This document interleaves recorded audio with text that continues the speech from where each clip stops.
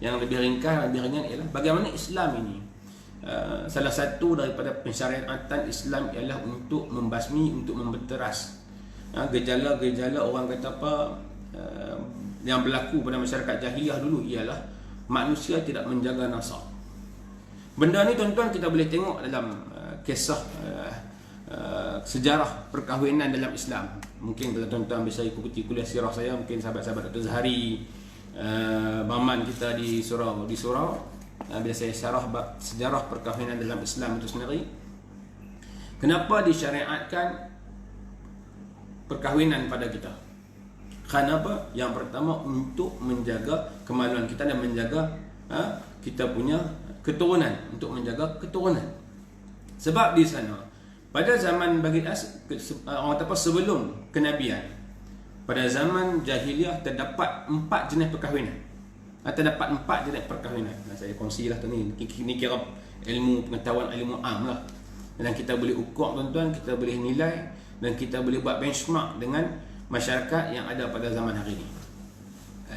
Disebut oleh Sayyidah Aisyah bahawa perkahwinan semasa jahiliah terbagi kepada 4. Di antara cara tersebut ialah perkahwinan seperti yang diamalkan sekarang. Daripada 4 jenis perkahwinan yang ada pada zaman itu ialah yang pertama, perkahwinan yang ada pada hari ini.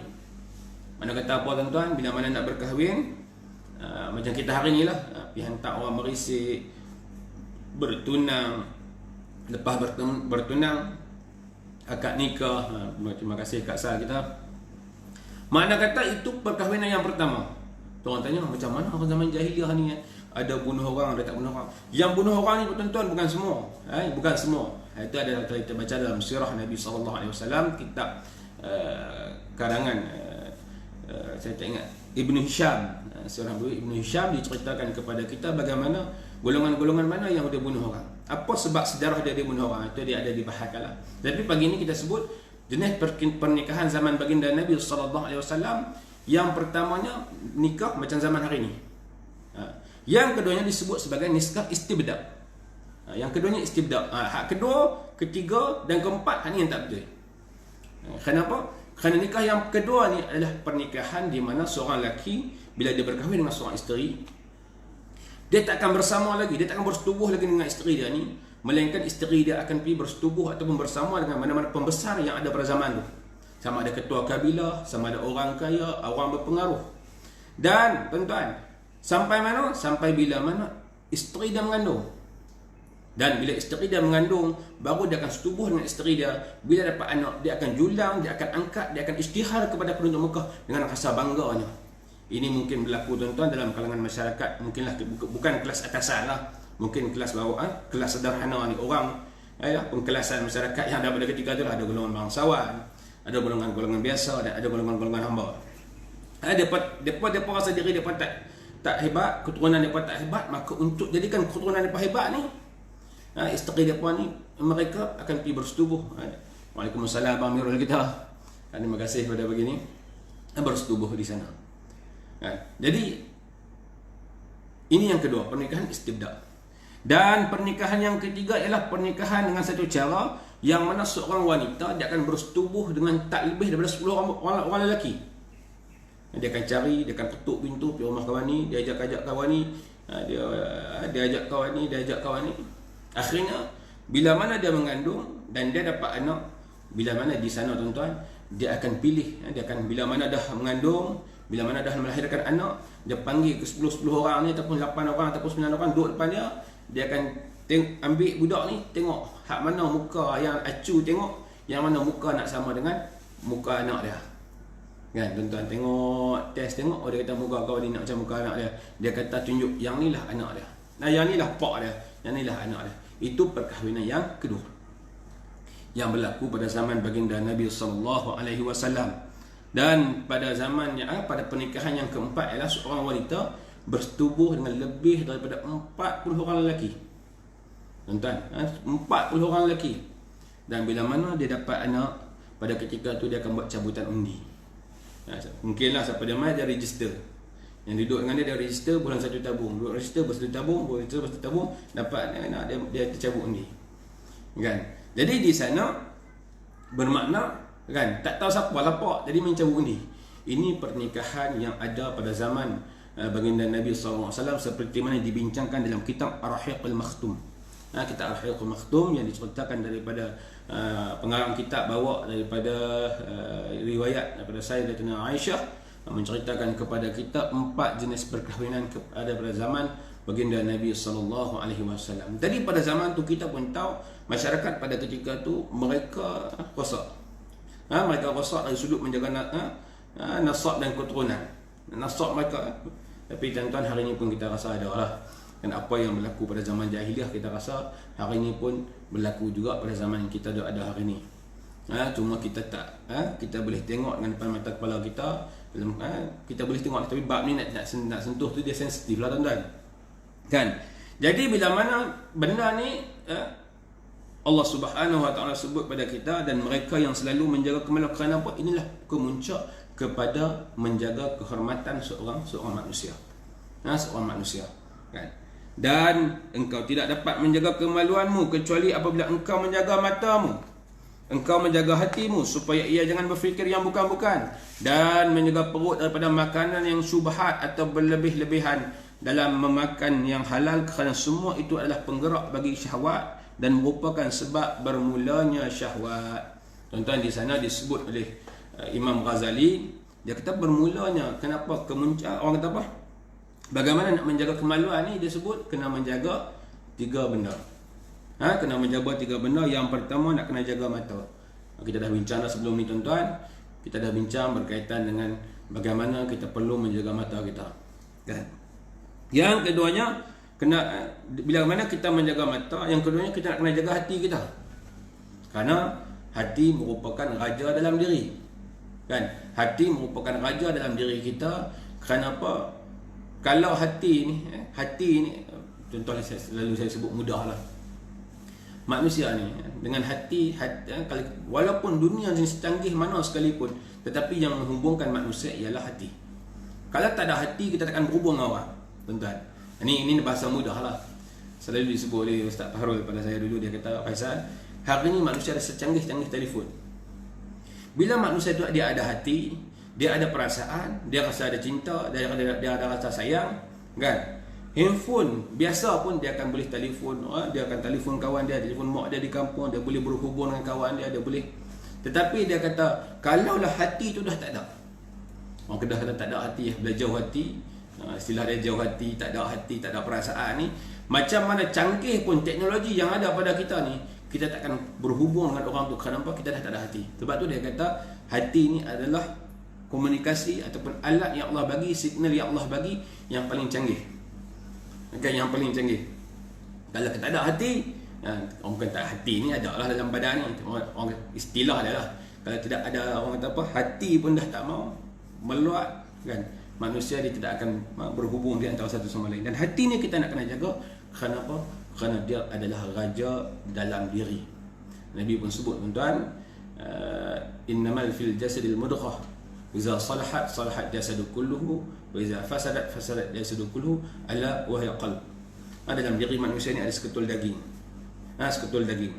Dan sekiranya daging tu baik, maka akan baiklah seluruh jasad manusia. Dan sekiranya hati tu buruk, maka akan buruklah seluruh jasad manusia. Apa dia? Ala wa hiya qalbu. Dialah adalah hati. Sebab itulah satu ketika Luqmanul Hakim, dia pernah bekerja sebagai seorang pengembala kambing, tuan-tuan. Satu ketika tuan dia panggil, wahai Luqman, tolonglah kamu dia dah lama dah jaga kambing, kamu dah lama dah ternak kambing ni kat aku ni. Esok tolong mai Sat, bawa kat sebahagian daripada bahagian kambing ni yang kamu rasa paling baik. Dan tuan dia bagi order, kan? Dia kata, esok nak buka puasa, Waalaikumsalam ke Aisyah kita, esok aku nak buka puasa, aku nak makan benda yang paling sedap, organ yang paling sedap pada kambing ni. Lalu esoknya tuan-tuan, Luqman Hakim pun sembelih lah. Ni cerita, puasa ni cerita sebab ni bulan puasa. Mungkin bukan bulan puasa, tuan-tuan, kan? Bukan bulan puasa, ni cerita, kan? Jadi dia kata, tak apa, aku nak bagi kat tuan aku ni. Dia pun sembelih dan dia bawa pada tuan itu hati dan lidah. Bawa mai. Dia kata, inilah yang paling baik yang ada pada kambing ni. Tak apalah, esok pula dia kata tak apa. 2-3 hari lepas tu dia telefon pula. Dia kata, boleh tak tuan bawa mai benda yang paling buruk, benda yang paling tak elok pada kambing ni. Esok dia juga bawa mai hati dan lidah. Tuan dia kata kenapa? Waktu aku minta yang baik pun awak mai hati dan lidah, waktu aku minta yang buruk pun awak mai hati dan lidah. Dia kata dua ni lah yang ada pada manusia. Sekiranya dua ni baik, manusia tu akan baik, dan sekiranya manusia dua ni buruk, mana kata manusia tu dia akan buruk. Sebab itulah tuan-tuan, kalau kita sebut tentang lidah baru ni, perbincangan tentang menjaga lidah, 8 benda yang keluar mai daripada lidah. Dan daripada 8 tu, saya yakin dan percayalah tuan-tuan, termasuk dari saya, kita tak terlepas. Sebab itulah lepas sembahyang kita duduk sorang-sorang, kita terfikir, apalah aku cakap tadi, apalah aku buat tadi. Itu kita cakap dengan lidah. Yang kedua, kita terdetik dengan dalam hati. Tuan-tuan, bila mana kita buat dosa, saya sebutlah bila mana kita buat dosa, dalam kita buat dosa ni, kita dah bahas pangkat yang pertama dulu. Kita ada 4 kategori. Kategori yang pertama, bila mana kita buat dosa, kita rasa bersalah. Itu tanda Allah Subhanahu Wa Taala masih sayang pada kita. Orang kata Allah Taala bagi masih lagi beri kesedaran dan rasa sayang tu pada kita, tuan-tuan. Dia nak beri kesedaran pada kita. Kita buat, kita rasa bersalah, kita buat, kita rasa bersalah. Dan sememangnya manusia tak lari daripada kesilapan, dosa dan sebagainya. Rasa bersalah tu, tuan-tuan, bermakna hati kita hidup. Contoh mudahlah. Nak membezakan hati kita hidup dengan hati kita mati ni, kan? Hati kita ni kalau kita hidup, kan, bila mana main masalah pada kita, kita tak rasa sakit. Bila kita buat dosa, dia rasa kita buat dosa, dia menyebabkan hati kita terluka, kita dah rasa, dia rasa sengai-sengai sikit. Dulu bila mana dalam program Kak Mahani kita, terima kasih, kan, teringat ketika mana dulu buat program dulu, perumpamaan yang selalu dibuat ialah hati ni, hati. Bila mana kita ni, tuan-tuan, bila dalam keadaan biasa, kita ambil ayak 5, kita ambil buah 5, kita perah atas tangan kita, dia tak sakit. Tetapi tangan yang sama, bila kita hiris sikit bagi luka, kita buah 5, dia akan rasa sakit. Dia rasa sakit. Begitu juga dengan hati kita. Kalau main masalah, main ujian, main dugaan, kita tak rasa apa. Kita rasa kuat, kental. Kenapa? Di sana Allah Subhanahu Wa Taala bagi kekuatan kepada hati kita. Tapi bila hati dah sakit, bila hati dah luka, main ujian Allah Subhanahu Wa Taala, main bagi kita macam-macam ni, kita akan surrender. Kenapa, tuan-tuan? Kerana kita buat dosa. Waalaikumsalam, Puan Pariha kita daripada Yapim, turut bersama dengan kita pagi ni, insya-Allah. Kita membicarakan bab menjaga kemaluan, kan, insya-Allah, tuan-tuan. Kan, jadi di sana bermaknanya pada kita nak kena jaga hati kita. Kita kena nak didik hati kita, kerana disebut juga oleh Imam Ghazali dalam kitab Minhajul Abidin, bagaimana hati ini merupakan raja dalam diri. Sebab tu sebut tadi, kalau hati itu baik, maka akan baiklah seluruh tubuh badan dia. Kalau hati itu teruk, maka teruklah busuk badan dia. Sebab itulah kalau kita sebut, tuan-tuan, saya pernah sebut dulu, kalaulah kita ni duduk kata pada orang tak kata pada kita busuk mulut, tapi orang kata pada kita busuk hati. Kalaulah kaki kita ni jahat, kan, suka pergi sepak orang sana sini, terajang ni, orang kaki tumbuk lah, kaki pukul lah, orang tak kata pada dia kaki busuk, tapi orang kata pada dia adalah dia busuk hati. Sebab hati inilah letak segala-galanya. Sebab tu Imam Ghazali sebut, yang pertama kamu nak kena jaga mata, yang keduanya kamu nak menjaga hati. Sebab hati inilah, tuan-tuan, yang akan, orang kata apa, kawal diri kita. Bukan hati ketua itu, mana kata dalam diri kita ni dia ada akal, kan, dia ada roh, dia ada akal, dia ada roh, dan dia ada roh dalamnya, satu perasaan kita lah hati tu, kan. Walaupun tu hati yang duduk dalam badan kita tu hanya satu gambaran, kan. Jadi di sana kita nak kena jaga hati supaya dia tidak berfikir bukan-bukan, dia tak melayang. Sebab itulah dalam hidup kita ni, kita tak boleh terlalu banyak berangan. Bukan berangan tu tak boleh, tuan-tuan. Tuan-tuan pun baik Google, dalam Google pun ada cerita. Dia kata antara menyebabkan orang Malaysia mundur, kerana apa? Mereka menceritakan angan-angan majlis tu tak bagus. Bukan kata tak boleh angan-angan, angan-angan tu perlu, sebab dia sebut dream ataupun impian. Impian tu perlu. Dia ada bahas lah, tuan-tuan, Google dalam perbahasan orang tentang angan-angan majlis. Bagaimana dia ni ada impian, dia ada harapan. Bukan bab tu. Dia dalam satu bab ialah manusia ni dia tak boleh terlalu, bila dia ada, kan Nabi sebut, ni'matani makhbunun fihi ma kasirun minan nas, as-sihah wal farah. Dua nikmat yang selalu dirugikan oleh manusia. Yang pertama nikmat sihat, yang kedua nikmat masa lapang. Bila manusia ni dia ada kesihatan, dia akan lupa dia akan lupa diri. Kebanyakan, bukan ada semua, dia akan lupa. Sebab sebahagian bila dia sihat, dia akan buat kebaikan. Sebahagian lagi bila dia sihat, dia akan rasa diri dia hebat. Tidak ada orang yang boleh menjatuhkan dia, tidak ada orang yang boleh melemahkan dia, melainkan diri dia sendiri. Manakala di sana dia akan besar. Yang keduanya al-faragh. Masa lapang. Waktu masa lapang yang ada ni tuan-tuan, kita pun na'udzubillahi min zalik, sebab dia tak tahu nak buat apa. Dia main benda-benda yang pelik dalam diri dia. Dia buat dosa-dosa, kadang-kadang duduk sorang-sorang, orang tak nampak dia buat dosa sorang-sorang. Ini kita boleh put dada tanya iman kita, diri kita tuan-tuan. Sebab waktu ni lapang. Dan waktu lapang ni dah disebut Imam Ghazali, dia dah main mula fikir benda yang bukan-bukan.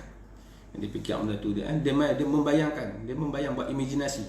Dia buat sekian kan. Inilah yang disebut.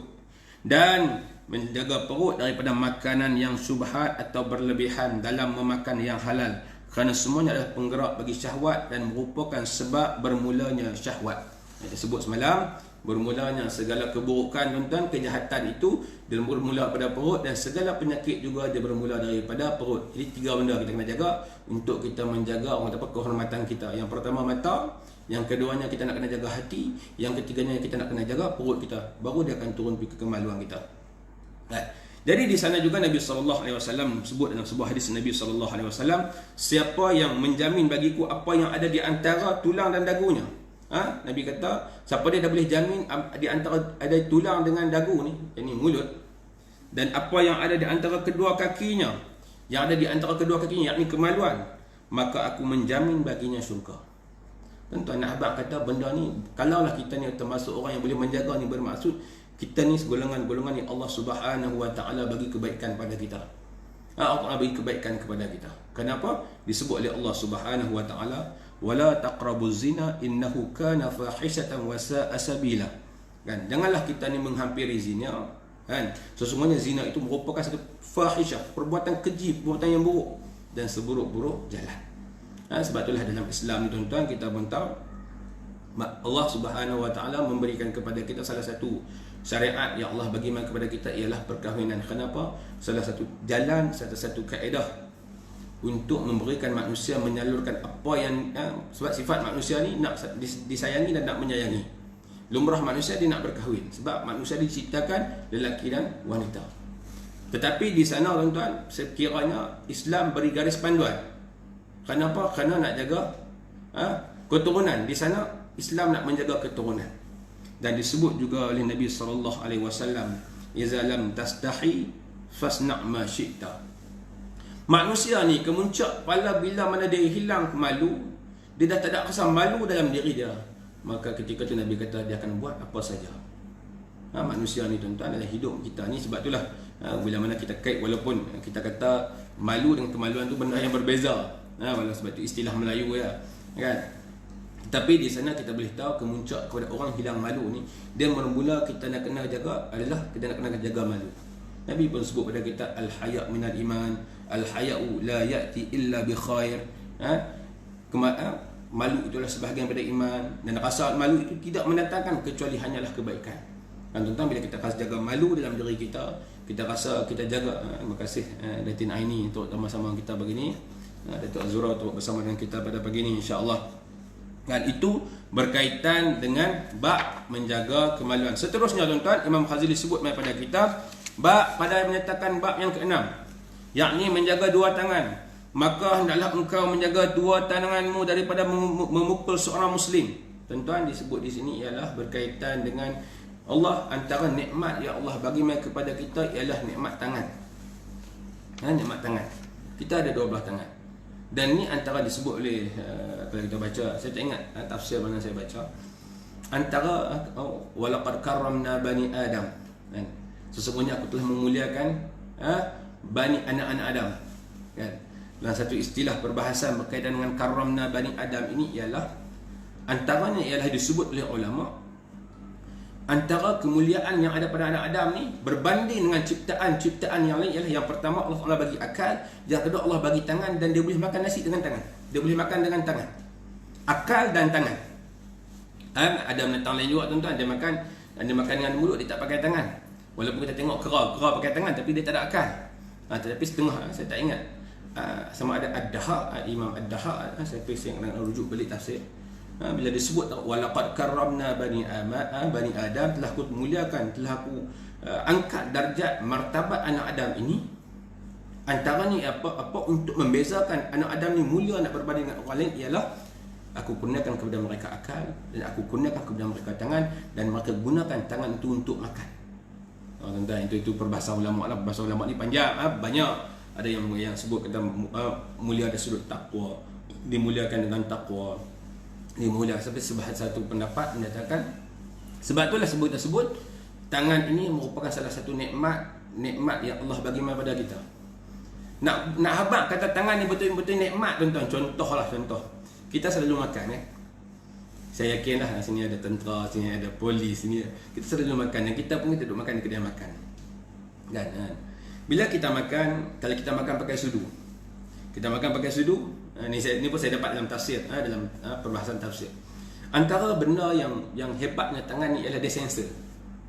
Manusia kalau makan pakai sudu, lidah dia tu ada kecenderungan untuk cedera. Kita ambil minum panas, lidah kita terbakar. Tapi perbahasan ulama sebut di sana tadi, bila kita makan pakai tangan, lidah kita takkan terbakar. Yalah tuan-tuan, mana ada orang boleh ambil benda panas bubuh dalam mulut tak, dia akan pergi sejuk dulu. Itu kita kata, ulama bahas dia fikir sampai tahap ni, Bukan di sana bukan salah kita makan dengan garpu, tidak. Adalah benda-benda yang kita boleh makan di sana tu. Tetapi nak abang kata ulama dia bahas, dia kata tu antara nikmat yang Allah bagi kepada kita. Bila kita makan dengan tangan, kita ambil dia panas, kita takkan makan, kita bagi dia sejuk. Akhirnya dia kata tangan kita pun terjaga, lidah kita pun terjaga, tangan kita tak terbakar, lidah kita pun tak terbakar. Kita tengok Allahu Akbar perbahasan. Ulama-ulama dulu sampai tahap yang macam tu, kan? Walaupun benda tu kecil, tuan-tuan, walaupun benda tu kecil, dia tak alah benda macam ni. Tapi nak abang pada kita bagaimana? Sebab tu Allah alam kajian ni betul ke tidak, kalau tuan-tuan Google jumpa lah.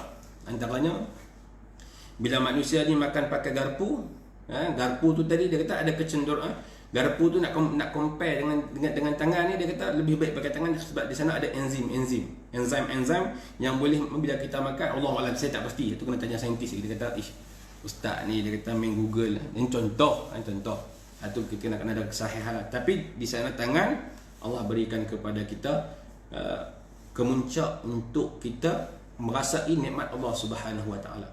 Kita boleh pegang bunga, kan? Kita boleh tangan ni dia sentuhan, dia kita sentuh tu. Dengan sentuhan ni pun dia ada nikmat yang Allah bagi kepada kita. Dan di sana dia ada kebaikannya lah, kan? Jadi bila kita sebut tentang tangan, disebut di sini ialah jangan kita gunakan tangan kita untuk memukul orang Muslim. Tangan ni duk pergi tabuh orang, duk pergi pukul orang. Islam larang, ni pun kita tahu lah, kan? Kita tak boleh gunakan tangan kita untuk kita menyakiti orang. Dan daripada mencapai sesuatu yang diharamkan, ataupun kita nak buat satu benda-benda yang haram guna tangan kita, juga dilarang dalam agama kita. Kita pun tahu tuan-tuan, dalam mana-mana pekerjaan, sama ada pekerjaan sektor white collar, pakai orang ataupun profesional, ataupun blue collar, ataupun kerja-kerja yang bukan melibatkan profesional ini, ataupun 3D punya kerja, semua melibatkan tangan. Kalau orang tu kerja di pejabat, tangan dia tulis dengan pen, dengan tangan. Waalaikumsalam, Tuan Saiful kita, kan? Orang sadar kita, insyaAllah, kan? Nak tulis buat kerja dengan pen pun pakai tangan, nak guna laptop pun pakai tangan. Mana kata, boleh kata buat kerja berat, tanggung guni beras pun pakai tangan, bancuh semen pun pakai tangan. Walaupun di sana kita telah guna pakai otak, tapi yang akan menterjemahkan kepada kita tu sebahagian besar, bukan kita semua, tuan-tuan. Sampai dalam istilah Melayu disebut sebagai kraft tangan. Dia tak sebut kraft kaki. Itu contoh lah, tuan-tuan kata ustaz. Itu contoh. Kita pergi pusat kraft tangan, dia akan sebut kraft tangan sebab hasil seni yang dibuat oleh tangan. Mana kata tangan ni dia boleh buat macam-macam lah. Sampai kita pun ada pusat kraft tangan yang mengiktiraf hasil tangan, kan? Seni-seni yang dibuat oleh tangan dan sebagainya. Maka nikmat yang Allah Ta'ala bagi. Tapi jangan sampai tangan yang kita ada ni kita buat benda haram. Kita ada pen, kita luluskan benda haram. Kita ada kuasa di sana, lambang kepada kekuasaan lah, kan? Kita lambang kepada kekuasaan, kita buat benda-benda yang haram. Sama ada kita hanya tentang kadang-kadang satu batang pen tu dia lebih berkuasa daripada segala-galanya. Dia sign je, kan? Kerosakan disebabkan dia sign tu menyebabkan rosak satu masyarakat, satu umat, kan? Sebab hanya sebatang pen. Itu lebih bahaya kerana tanggungjawab berada di belakang dia. Begitu juga kalau orang tu dia curi beras, dia curi apa-apa, Tangan juga lah tuan-tuan. Atau menyakiti sebarang makhluk Allah Ta'ala. Jangan juga tangan ni duduk sakiti makhluk Allah. Ada orang tuan-tuan duduk seksa kucing, duduk seksa anjing dan sebagainya, kan? Yang tu pun dilarang di dalam agama kita. Walaupun dia binatang, tetapi walaupun kita tak boleh menyakiti dia kerana dia juga adalah makhluk Allah Subhanahu Wa Ta'ala, kan? Dan kata-kata manusia dia buat dengan tangan. Dia ambil air panas jurus hitah kucing, dia buat dengan tangan, kan? Dengan menggunakan tangan untuk menyakiti makhluk-makhluk Allah Subhanahu Wa Ta'ala ni, kan? Dia tak boleh nak guna kaki, dia kena guna tangan. Kalau kaki saja dia tak berfungsi tuan-tuan. Dia boleh buat tapi dia masih lagi terhad. Walaupun di sana ada, tuan-tuan pun tengok video, ada orang tak ada tangan tapi dia boleh masak, ada orang tak ada tangan tapi dia boleh lari, dia boleh buat macam-macam. Tapi tak semualah, tak semua. Tak semua. Kan? Dan kemudiannya,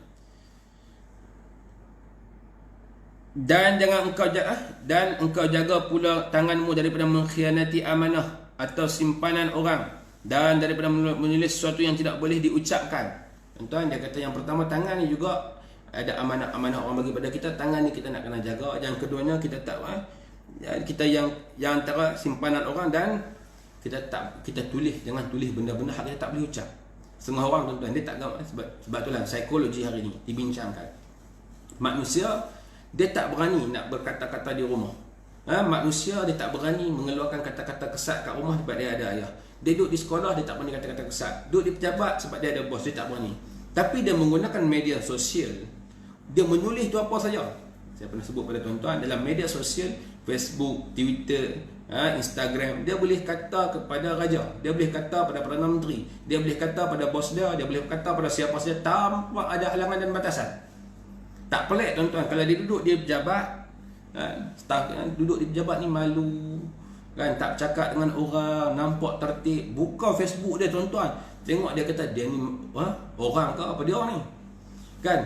Dia punya tulis tu, dia kata tu Allahu Akbar, kita pun tak ngamak nak baca, kan? Ada orang macam tu, kan? Sebab tu Imam Ghazali dah pesan dah dulu, walaupun dia tulis tu dulu tuan-tuan, kalau zaman dulu ni dia macam-macam lah. Ada orang tulis surat layang, tulis, ataupun dia tulis buat vandalism, masuk dalam dayak tulis macam-macam, kan? Tulis macam tu tuan-tuan, masuk R&R tulis macam-macam ni, kan? Malam-malam conteng macam-macam. Zaman tu mungkin macam tu, when dia menulis benda-benda yang tak perlu dan dia merosakkan harta benda awam. Tetapi hari ini damage ataupun kerosakan yang lebih besar lagi ialah dia menulis di wall. Dulu takat conteng di wall, di dinding, embas di dinding majlis bandaran, di dinding sekolah. Hari ini wall, Facebook ni dia tulis apa saja tanpa ada batasan, tanpa ada limitasi, yang menyebabkan di sana akan berlakunya kerosakan. Imam Ghazali larang. Sebab itulah bila mana kita nak menulis, kita kena fikir dulu tuan-tuan, impak dia. Aku tulis ni bagus ke tidak? Aku tulis ni macam mana? Aku tulis ni macam mana? Aku tulis ni macam mana? Walaupun di sana kadang-kadang kita terlajak, kita terlepas, tapi kadang-kadang kita nak kena tarik juga handbrake kita. Ini nak kena beringat juga pada kita, pada tuan-tuan dan pada diri saya. Kita pernah dah terlajak, kita pernah dah tersilap, pernah. Saya pun kita ada kesilapan dan kita pun menyesal tuan-tuan bila kita tulis. Sebab tu orang tua-tua kata terlajak perahu boleh ditarik. Terlajak kata buruk padahnya, kan? Perahu sampan. Kalau orang hari ni terlajak dia boleh tarik balik. Tapi kalau kata-kata ni ataupun tulisan yang kita tarik, walaupun kita dah delete, walaupun kita dah buang, tapi dalam keadaan dunia teknologi yang ada pada hari ni, orang dah screenshot, simpan, bukti-bukti dah ada dan sebagainya, dia memberikan satu muhasabah pada diri kita untuk kita lebih berhati-hati dan berjaga-jaga. Kerana tulisan adalah salah satu di antara dua lidahmu, maka hendaklah engkau jagakan kalam tulisanmu daripada menulis sesuatu yang diharamkan memperkatakannya. Dia kata tulisan ni juga adalah satu daripada dua, salah satu daripada lidah kita, kan? Daripada lidah kita. Jadi di sana bermaksud kita perlu menjaga tulisan kita. Tulisan ni juga dibuat oleh tangan kita. Tapi tangan ni juga adalah jalan untuk kita buat kebaikan tuan-tuan. Kita bersedekah dengan tangan. Kita bersedekah dengan tangan. Kalau kita nak buat kebaikan ni, sampai disebut dalam sebuah hadis baginda Nabi sallallahu alaihi wasallam, bagaimana bila mana kita ni, saya tengok di sini, dalam sebuah hadis, 7 golongan yang diberi jaminan lindungan oleh Allah Subhanahu wa taala. Satu golongannya ialah golongan yang mana wa rajulun tasaddaqa bi sadaqatin fa akhfaha hatta ta'lamu shimaluhu ma tunfiqu yaminuhu. Satu golongan yang mana orang yang mana dia bersedekah dengan tangan lah tuan-tuan. Dia memberi dengan tangan. Hari ni kalau macam-macam lah, boleh guna internet banking tuan-tuan. Ada orang tanya juga, tak puas hati ni bayar zakat pakai zakat fitrah, bayar zakat fitrah pakai online. Mungkin ada sebahagian tahu, tapi saya jawab juga lah sikit begini. Dia tak puas hati lah ustaz, duk biasa pi bayar zakat secara kaunter, boleh salam. Tapi di Kedah tuan-tuan, kita insya-Allah bermula daripada 10 Ramadan, masjid-masjid akan mula mengutip fitrah. Walaupun sekarang ni kita dah mula agih dia punya risit-risit, tapi berikutan dengan perintah kawalan pergerakan yang Perdana Menteri Umum dilonggarkan tu. Di peringkat lembaga zakat negeri Kedah pun sebelum ni pun kita dah umum, kita akan buka kita punya kaunter di pejabat pada 15 Ramadan di Lostak dah mula dibuka.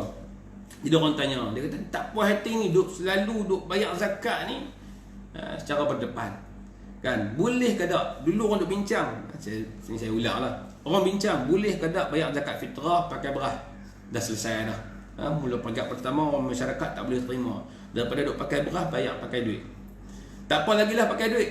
Pindah pula daripada hukum, pakai duit daripada benda yang bersifat nampak depan mata, ada ain dia, tiba-tiba tuan-tuan pakai online. Dia kata sah tak zakat ni ustaz? Dan saya rasa soalan ni bukan pada orang kampung, orang kerja, orang yang memang kemarin pun 2-3 orang telefon, dia kata macam mana ni nak bayar ni, macam mana hukum dia ni, boleh ke tak? Tak puas hati selama ni tak pernah bayar pakai online. Tuan-tuan, di sana kita tahulah dalam, saya jawab dalam dua keadaan. Yang keadaan dengan suasana semasa uruf ataupun masyarakat kita pada hari ini, transaksi online ni dah boleh diterima pakai. Dan syarat menjadi sah, syarat sah zakat dia hanya 2 benda. Yang pertamanya niat, yang keduanya berpindah milik. Yang pertama niat, yang kedua berpindah milik. Jadi di sana bila kita bayar online, yang pertamanya kita niat, sahaja aku tunaikan zakat fitrah untuk diri aku dengan nilai ikut beras yang dimakan, menggantikan beras. Kita tahu ini kerana Allah Subhanahu Wa Taala. Saja aku naikkan zakat fitrah untuk tanggungan aku dengan nilai sekian-sekian, menggantikan beras yang dimakan sekian-sekian lah, bukan segantang. Sebab satu orang satu gantang beras. Minima di Kedah RM5.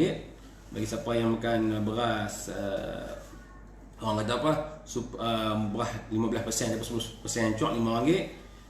Sekiranya makan beras super tempatan RM7, beras import 14, 21. Orang tanya, kalau saya orang kaya, saya makan beras basmati, boleh tak saya bayar RM5? Boleh tuan-tuan. Sebab bila ditetapkan syarat minimal RM5, maka di sana sah. Saya tanya, sah. Cuma di sana kita letak dua lah dalam hidup kita ni. Bila mana kita buat ibadat, yang pertama ta'abud, yang kedua taqarrub.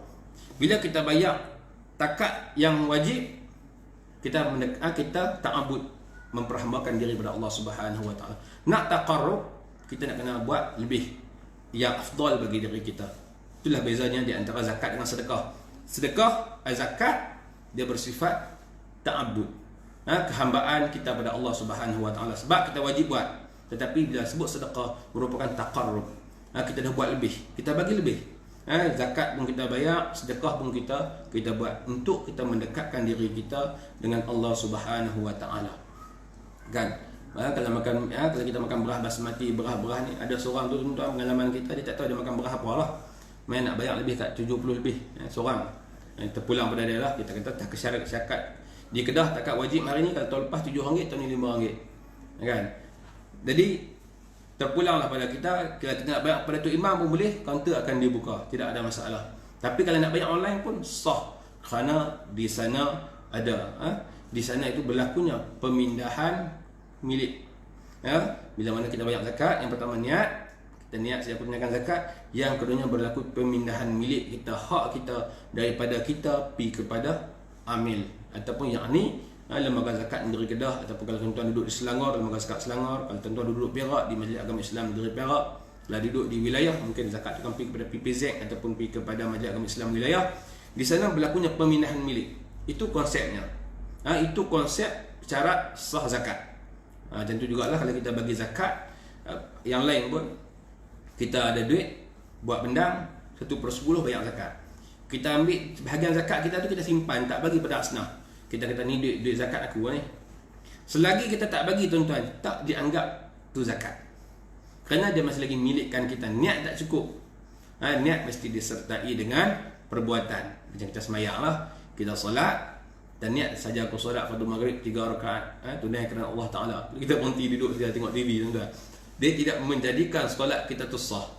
Begitu juga dengan zakat. Kita niat nak tunaikan zakat, tak boleh duit tadi kita simpan, kita tak agih lagi. Selagi mana ain tadi, sama ada ain tu dalam bentuk duit, tidak berpindah milik kepada asnaf, sama ada amil, fakir, miskin, ibnu sabil, fisabilillah, muallaf dan sebagainya, contohlah. Kan? Selagi mana tidak berpindah milik, bermakna di sana zakat kita belum sah. Ini yang kita nak kena beringatlah. Jadi kalau orang tanya tuan-tuan, boleh tak bayar zakat online? Memanglah dalam keadaan muasarah hari ini, semasa kita nak kena meraihkan perkembangan teknologi yang ada. Hari ini tuan-tuan baru kita dah bincang bab bila mana new normal, kita dah mula berubah daripada dunia biasa masuk ke dunia teknologi. Dan kita pun tahu kerajaan kita dah isytiharkan menjelang 2030 dunia ekonomi Malaysia akan menjadi ekonomi digital. Kita pun tak tahu zakat ke depan ni nak kena bayar macam mana, fitrah ke depan ni nak kena bayar macam mana. Ni pun kita nak kena mengambil kira suasana semasa. Dan disebut dalam hadis tadi, dan seorang lelaki yang mana dia bersedekah, dalam keadaan dia bersedekah tu dia menyembunyikan sedekah dia tu, infak dia tu, sama ada dia zakat ataupun dia sedekah, walaupun sirran wa alaniyatan, dia bagi dalam keadaan sembunyi. Dan setengah orang bagi secara terbuka, tapi yang di dalam hadis ni sebut secara tersembunyi. Hatta ta'malu shimaluhu, sehingga mana tak tahu tangan kanan dia, tak tahu tangan kiri dia. Apa yang tangan kanan dia bagi ni, tangan kiri tak tahu. Ini salah satu golongan yang diberi jaminan oleh Allah Subhanahu wa taala. Di sana mereka akan mendapat lindungan daripada Allah Subhanahu wa taala di akhirat. Dan di sana juga tuan-tuan, kebaikan-kebaikan tangan ni bila kita tengok maksiat, disebut dalam hadis Nabi sallallahu alaihi wasallam, man ra'a minkum munkaran falyughayyirhu bi yadihi. Barang siapa yang melihat kemungkaran, cegahlah dengan tangan. Walaupun ulama di sana ada berbeza. Ada kata cegah dengan tangan dengan kuasa. Bila dia ada kuasa, dia wajib mencegah dengan kuasa selagi mana kudrat yang dia ada, bidang kuasa yang dia ada. Kan? Selagi mana dia boleh buat, dia buat. Walaupun di sana bukan mudah. Kenapa? Di sana ada banyak-banyak mainan lain lah yang menyebabkan walaupun dia ada kuasa, walaupun dia orang nombor 1 dalam sebuah organisasi, tapi disebabkan ada mainan-mainan lain yang menyebabkan dia tidak boleh buat apa. Kerana di sana فَإِنْ لَمْ يَسْتَطِعْ فَبِلِسَانِهِ فَإِنْ لَمْ يَسْتَطِعْ فَبِقَلْبِهِ وَذَلِكَ أَضْعَفُ الْإِيمَانِ. Sekali kita tak mampu dengan tangan, kita cegah dengan lisan. Tak mampu dengan lisan, kita cegah dengan hati. Dan itulah selemah-lemah iman. Jadi mana kata di sana tu tuan-tuan, tangan kita ni Allah Ta'ala bagi satu jalan untuk kita buat kebaikan. Dan di sana tangan kita juga boleh buat kejahatan. Sebab itulah kita kata dia terletak kepada sejauh mana keimanan kita pada Allah Subhanahu wa taala. Yang pastinya tuan-tuan, tangan kita ni kita nak kena hargai. Orang mencuri, dia akan curi dengan tangan. Kalau dulu dia akan pergi ain tu, dia buat lari. Hari ni dia guna internet, komputer, dia boleh buat lari. Bagaimana scammer tuan-tuan, dia boleh float duit kita. Ini dunia scam lah yang berlaku pada hari ini. Semua mereka menggunakan tangan untuk membuat kebinasaan. Kan? Sebab tu orang sebut tangan ni dia boleh jadi punca kepada segala kebaikan, dan tangan juga boleh menjadi punca kepada kebinasaan. Jadi insya-Allah tuan-tuan, saya rasa setakat itulah tazkirah kita ringkas pagi ni, dan esok akan masuk bab menjaga kedua kaki kita. Kini pun kita dah masuk pada bab menjaga kaki kita insya-Allah. Bismillahirrahmanirrahim. Alhamdulillahirabbil alamin, wassalatu wassalamu ala asyrafil anbiya'i wal mursalin وعلى آله وصحبه أجمعين. اللهم صل على سيدنا محمد طب القلوب ودوائها وعافية الأبدان وشفائها ونور الأبصار وضيائها وعلى آله وصحبه وبارك وسلم. اللهم فقهنا في الدين وعلمنا التأويل واجعلنا من العلماء الصالحين. ربنا افتح بيننا وبين قومنا بالحق وأنت خير الفاتحين. ربنا آتنا في الدنيا حسنة وفي الآخرة حسنة وقنا عذاب النار. وصلى الله على سيدنا محمد وعلى آله وصحبه وبارك وسلم والحمد لله رب العالمين. أقول قولي هذا وأستغفر الله العظيم لي ولكم. السلام عليكم ورحمة الله وبركاته.